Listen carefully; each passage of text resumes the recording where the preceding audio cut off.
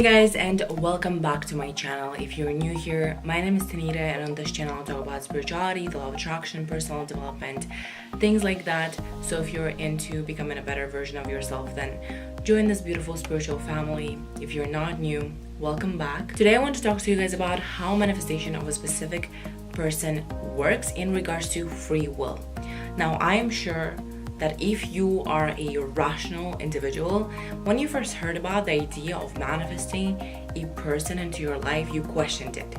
Because it's not like manifesting a job or opportunity or travel, it is manifesting a whole other individual who has the same manifesting abilities as you do, who has free will to decide who to be with. Yet, everyone knows that manifestation of a specific person is in fact possible. It's very much a fact. You can manifest whoever you want to manifest, and you will if you utilize the powers of your mind correctly. However, if you noticed, whenever spiritual teachers talk about manifestation of a specific person, they never talk about free will. They never explain how it works in regards to free will. Usually when modern law of attraction teachers talk about manifestation of a specific person, they only mention free will briefly, usually in the end of their talk, and they usually say, hey, but remember, we have free will. You're not actually compelling anyone to love you. You're not actually forcing them to love you. Everyone has free will. Law of attraction still works for manifestation of a specific person, but remember, people have free will, blah blah blah blah blah blah. But I always wondered, like, how? What do you mean they have free will, yet I'm able to manifest them into my life? Like, these two things clearly contradict each other. If I am able to think about someone consciously to manifest them into my existence, then I do have impact on other people's reality. If I am able to consciously manifest someone having feelings for me, then I do have impact on their consciousness, right? So how does this work in regards to free will? I always questioned it, and today I'm going to finally explain to you how it works. I'm going to destroy the dichotomy between manifestation of a specific person and free will. And if you have a limiting belief in regards to manifestation of a specific person, I think I can finally remove it for you. Finally, I can logically, rationally explain the way that it works for you to finally be able to understand it and really accept it as reality and manifest whoever you want into your life. So let me first explain to you how I used to think manifestation of a specific person worked back before I had this advanced theory that I'm going to tell you about later. So in the spiritual community, when we talk about the universe and everything that exists in it and everything that may potentially exist in it, we think of oneness. Everything is a part of the same thing. Everything is the same thing, essentially. Everyone is you pushed out. The universe is a reflection of who you are. You are a reflection of creative abilities of the universe. Everything is a part of one giant system. Now, if you think about it this way, then you can think of yourself as a cell in an organism.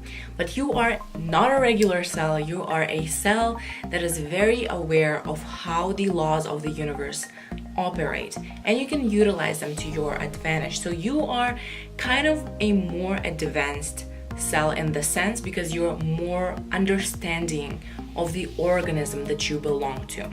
Now, in this case, manifestation of a specific person is you simply being able to utilize the powers of the organism that you are part of to magnetically attract another cell that you want to be closer to.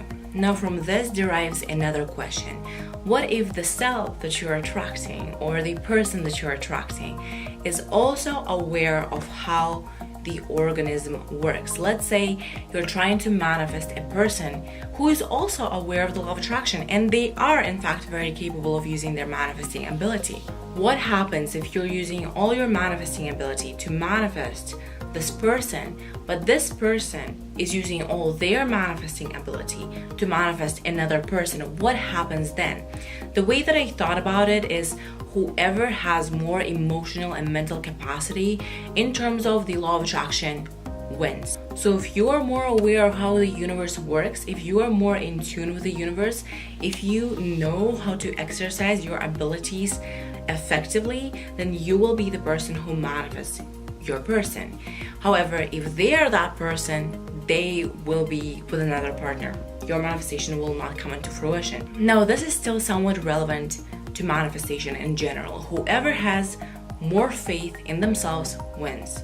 Whoever has more connection to God wins. However, this is still not a very good explanation of why we have this ability to impact other people's choices with our consciousness.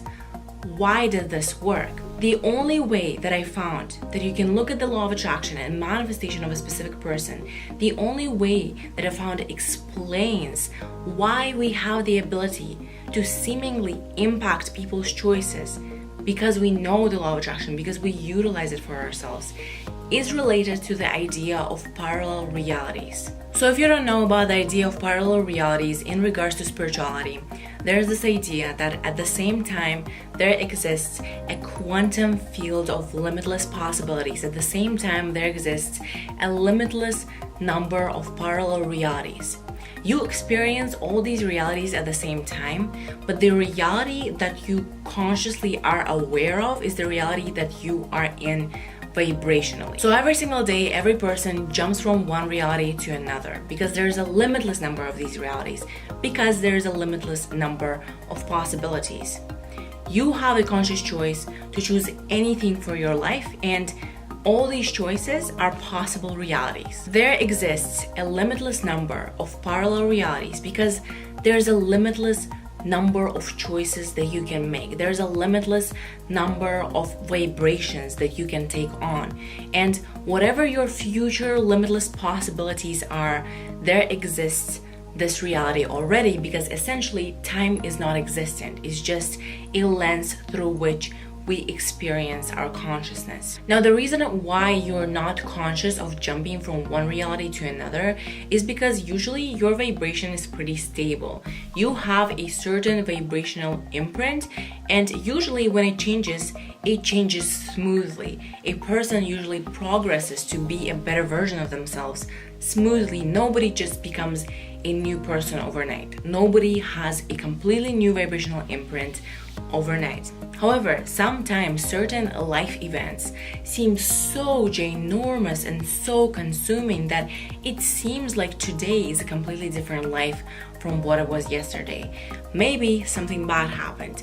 Maybe you won a lottery. But sometimes we experience those life-changing events that turn our life upside down. And that's because somehow you're able to jump from this reality to a reality that's further from it, to a reality that is not very much like it. Now, how does this idea of parallel realities help us understand the reason why we seemingly have an impact on other people's behavior? When you look at manifestation of a specific person through the lens of parallel realities, it makes perfect sense. It's not that you are compelling someone to love you, but rather you are aligning with a reality where they are in fact with you. You're not compelling anyone to do anything. You're not impacting anyone's free will. There already exists a limitless number of realities. All sorts of possibilities exist out there. And what you're doing when you're manifesting your specific person is you are aligning yourself with a reality where they do choose you. So if you were looking for a way to explain the way that the law of attraction works in terms of impacting other people, this, I think, is a great lens of looking at it. I think this is it I have for today. Thank you guys so much for watching this video. If you liked it, give it a thumbs up. If you like this channel, subscribe to it. Thank you guys again. I think I already said thank you, right? But thank you again for watching this video. I hope to see you in my next one. Bye.